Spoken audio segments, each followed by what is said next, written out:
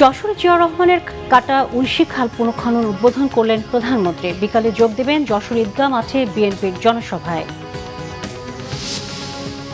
অবিভক্ত বাংলার প্রধানমন্ত্রী শেরে বাংলার ৬৪তম মৃত্যুবার্ষিকীতে সমাধিতে পুষ্পস্তবক অর্পণ ও দোয়া। রাজনীতি চিহ্ন রক্ষা করবে বিএনপি, আশ্বাস নজরুল ইসলাম খানের।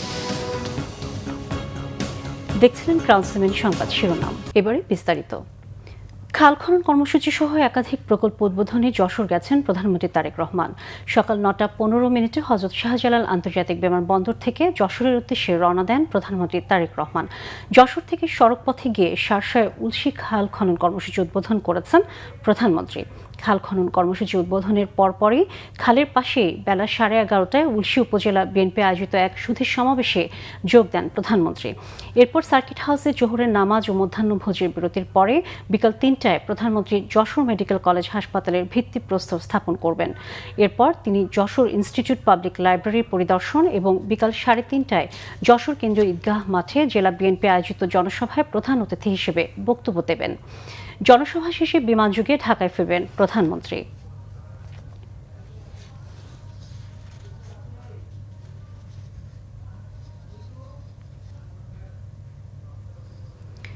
যশোর সফরের শুরুতে শার্শা উপজেলার উলশি খাল পুনঃখননের কাজ উদ্বোধন করলেন প্রধানমন্ত্রী তারেক রহমান। এরপর তিনি অদূরে একটি গাছের চারা রোপণ করেন। তিনি যোগ দিচ্ছেন সেখানে আয়োজিত সুধীর সমাবেশে। বিটিভির সৌজন্যে সরাসরি যাচ্ছে সেখানে।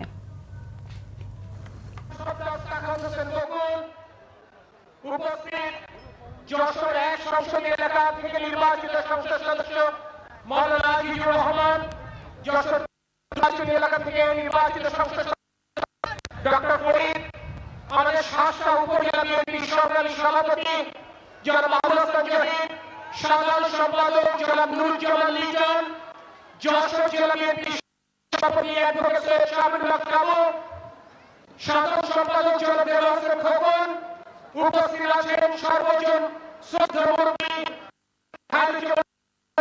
উপস্থিত আমাদের প্রিয় নেতা জনাব মফিকুল হাসান তৃপ্তি।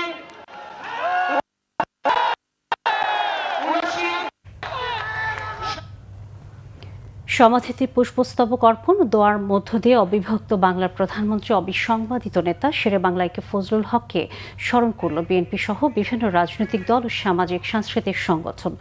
সকালে বিএনপির পক্ষ থেকে শ্রদ্ধা নিবেদন করা হয়। এ সময় প্রধানমন্ত্রীর উপদেষ্টা বিএনপি স্থায়ী কমিটির সদস্য নজরুল ইসলাম খান বলেন, যথাযোগ্য মর্যাদায় এই মহান নেতার স্মৃতিচিহ্ন রক্ষা করবে বিএনপি। আরও জানাচ্ছেন সৈকত সাদেক। কৃষক শ্রমিকের অধিকার প্রতিষ্ঠা এবং সাম্প্রদায়িক সম্প্রীতির ক্ষেত্রে অসামান্য ভূমিকা রেখেছিলেন অবিভক্ত বাংলার প্রধানমন্ত্রী শেরে বাংলা একে ফজলুল হক। মহান এই নেতার ৬৪তম মৃত্যুবার্ষিকী ছিল সোমবার। ঢাকা বিশ্ববিদ্যালয় প্রাঙ্গণে এই নেতার সমাধিতে ফুল দিয়ে শ্রদ্ধা নিবেদন করেন বিএনপি সহ বিভিন্ন রাজনৈতিক দল ও সামাজিক সংগঠনের নেতাকর্মীরা। বিএনপির পক্ষ থেকে ফুল দিয়ে শ্রদ্ধা জানান দলের ২ সিনিয়র নেতা নজরুল ইসলাম খান ও রুহুল কবির রিজভী। পরে প্রধানমন্ত্রীর উপদেষ্টা দলের স্থায়ী কমিটির সদস্য নজরুল ইসলাম খান বলেন, মহান এই নেতার অবদান আরও বেশি আলোচনা করতে হবে, তার স্মৃতিচিহ্নও রক্ষা করা হবে। তার স্মৃতিগুলি সব বিনষ্ট করে ফেলা হয়েছে। একটু আগে তার পরিবারের সদস্যরা বলছিলেন যে চাখারে তার যে গেট ছিল শেরে বাংলা তোরণ, সেটা ভেঙে ফেলে অন্য নাম দেওয়া হয়েছে সেখানে। এটা রাজনৈতিক আচরণ নয়, কিন্তু করা হয়েছে। বহু কিছুই নষ্ট করে ফেলা হয়েছে। আমরা আশা করব যে আমাদের দলের যে সরকার, সে সরকারের পক্ষ থেকে এই বিষয়গুলি দেখা হবে। শেরে বাংলা একে ফজলুল হকের পরিবারের পক্ষ থেকেও ফুল দিয়ে শ্রদ্ধা নিবেদন করা হয়। আত্মার মাগফিরাত কামনা করে দোয়া করা হয়।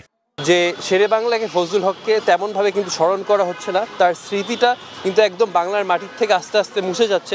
যদিও আমি বিশ্বাস করি বাংলার মাটি কখনোই তাকে ভুলবে না, কিন্তু আমি এই সরকারকে, বর্তমান সরকারকে অনুরোধ করব যাতে শেরে বাংলাকে স্মরণ করে সামনে এগিয়ে যায় ইনশাল্লাহ। সমাধি প্রাঙ্গণে আলোচনা সভার ছাড়াও বিভিন্ন সামাজিক ও সাংস্কৃতিক সংগঠন একে ফজলুল হকের সমাধিতে শ্রদ্ধা নিবেদন করেন। সৈকত সাদিক, বাংলা ভিশন, ঢাকা। ভুট্টার বাম্পার ফলনে খুশি মেহেরপুরের কৃষকরা। বেশ লাভ পাওয়ায় এ চাষে ঝুঁকছে তারা। ভুট্টার পুষ্টিগুণ ও অর্থকরী ফসল হিসেবে কৃষকদের মাঝে দিন দিন জনপ্রিয় হচ্ছে এই চাষ। পাশাপাশি ভুট্টার মোচা সারা বছরের জ্বালানি হিসেবে ব্যবহৃত হচ্ছে। মেহেরপুর প্রতিনিধি তুহিন আরণ্যর পাঠানো রিপোর্টে বিস্তারিত। মনোরম এই দৃশ্য মেহেরপুরের। এক সময় হতো ধান, গম, তামাক চাষ। ভালো ফলন ও চাহিদা থাকায় এই এলাকার বিস্তীর্ণ মাঠ জুড়ে ভুট্টার ব্যাপক আবাদ। বিঘা প্রতি ভুট্টা চাষে খরচ হয় 15 থেকে 20 হাজার টাকা। এবার বিঘায় ভুট্টার ফলন হয়েছে 50 থেকে 55 মণ করে। মণ প্রতি কাঁচা ভুট্টা বিক্রি হবে 950 থেকে 1000 টাকা পর্যন্ত। তবে ভুট্টার চাষ বৃদ্ধিতে এবং বাজারজাতকরণে কৃষি বিভাগের তদারকি, নজরদারি এবং পরিকল্পনা দেওয়ার ঘাটতি ও গাফিলতির অভিযোগ কৃষকদের। ব্যাপক ফলন, 15-20 হাজার টাকা খরচ হইলেও আমাদের লাভজনক আবাদ এটা। এবছর আমাদের প্রচুর ফলন হয়েছে। ভুট্টায় প্রত্যেকটা জিনিস চাষিদের কাজে লাগে, কোনো অংশই ফেলা লাগে না, সবই আমাদের কাজে লাগে। অভিযোগ মানছে না কৃষি বিভাগ, বলছে উৎপাদন আরও বাড়াতে চাষিদের উদ্বুদ্ধকরণ সহ ক্ষতিকারক কীট পতঙ্গ দমনে সার্বক্ষণিক পরামর্শ দেয়া হচ্ছে। ভুট্টাতেও ভালো ফলন পাচ্ছে এবং কৃষকরা দামও ভালো পাচ্ছে। তবে ভুট্টা এবং গমে উভয়তে লাভ করতে পারবে। আমরা কৃষি বিভাগ তাদের কোন সময় কি পরামর্শ, কি ধরনের ইন্টারকালচার করতে হয় সে সব সময় আমরা পরামর্শ দিয়ে যাচ্ছি। চলতি মৌসুমে জেলায় ভুট্টা উৎপাদনে লক্ষ্যমাত্রা ধরা হয়েছে 2,15,000 metric ton. Bangla vision news desk. দর্শক, এই ছিল এখনকার মতো। পরের সংবাদ বেলা 2টায়। এর আগে 1টায় রয়েছে নিউজ টপ 10, দেখার আমন্ত্রণ রইল। এছাড়া বাংলা ভিশন সংবাদের সংবাদ সংশ্লিষ্ট অনুষ্ঠান দেখতে ভিজিট করুন www.bfnews24.com ও facebook.com/banglavisionnews এবং সাবস্ক্রাইব করুন youtube.com/banglavisionnews। সাথে থাকার জন্য ধন্যবাদ সবাইকে।